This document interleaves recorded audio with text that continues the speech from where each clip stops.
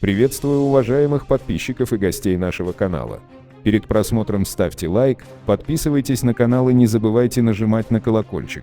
Как стало известно, «Коммерсант» вынесен первый приговор по делу о вымогательстве $300 тысяч у влиятельного вора в законе Василия Христофорова, Вася Васкрис.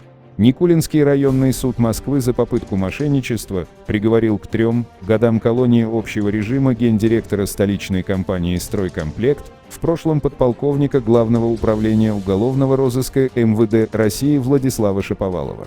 Отставной полицейский, изображая из себя действующего сотрудника центрального аппарата МВД, обещал помощь в прекращении якобы имевшего место расследования в отношении Васкриса по статье «Уголовный кодекс Российской Федерации о преступном сообществе».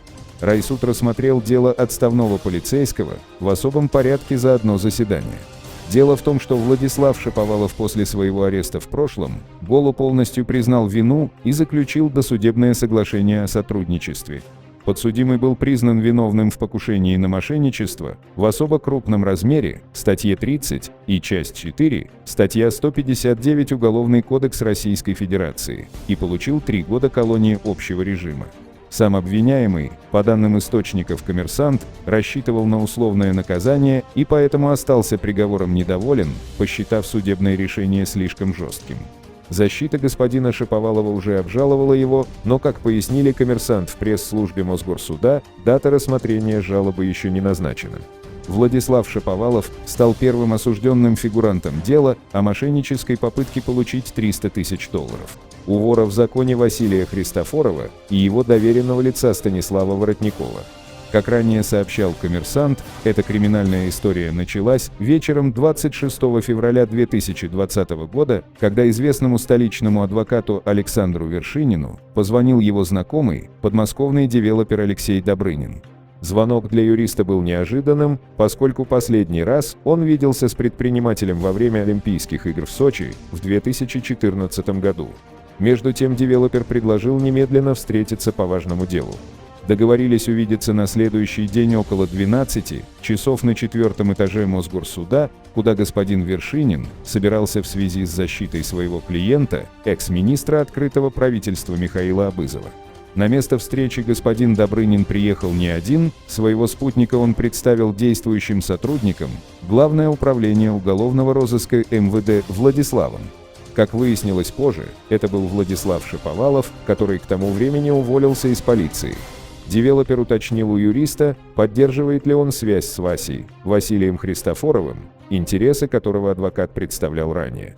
Получив утвердительный ответ, бизнесмен пояснил, что в ГУР МВД есть материалы показания свидетелей, на основании которых вор в законе вскоре будет привлечен к уголовной ответственности по статьям об организации преступного сообщества и незаконной банковской деятельности. Якобы речь шла о незаконном обналичивании денег. При этом в доказательство своих слов девелопер взял у господина Шаповалова и дал адвокату в руки некие якобы оперативные материалы, пояснив: «Здесь все написано». Сразу же связавшись по телефону с Васей Васкрисом, который находился в Италии, господин Вершинин передал трубку бизнесмену, который повторил свой рассказ. Выслушав его, вор в законе попросил адвоката поговорить с пришедшими. Впрочем, переснимать принесенные материалы на телефон девелопер не разрешил, после чего адвокат вернул бумаги, и все разошлись. Однако через несколько дней Алексей Добрынин через Telegram сбросил адвокату материалы Главное управление уголовного розыска, с которыми тот ознакомил вора в законе.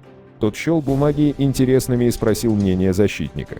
Юрист сказал, что переданные документы не раскрывают все обстоятельства дела, но по обвинению по статье 210 Уголовный кодекс законника из Италии могут экстрадировать. Однако названная за прекращение расследования цена $300 тысяч Василия Христофорова возмутила. В марте 2020 года вор в законе отправил в Москву своего представителя Станислава Воротникова. Тот начал вести переговоры с посредниками, однако они зашли в тупик. От господина Воротников деньги требовали немедленно, но он платить не спешил.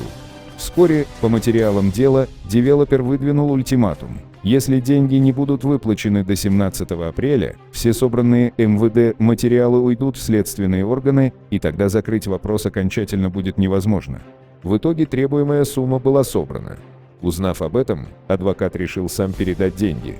Господин Воротников предложил господину Вершинину встретиться днем 16 апреля у дома номер 3 по Мичуринскому проспекту. Но как только господин Вершинин получил пакет с наличными, автомобиль окружили оперативники ФСБ. Как затем выяснилось, чекисты, к которым обратился господин Воротников, контролировали все переговоры сторон. Во время расследования этого уголовного дела стало известно, что никаких мероприятий в отношении Васи Васкриса правоохранителями не проводилось, а оперативные документы были фальшивкой.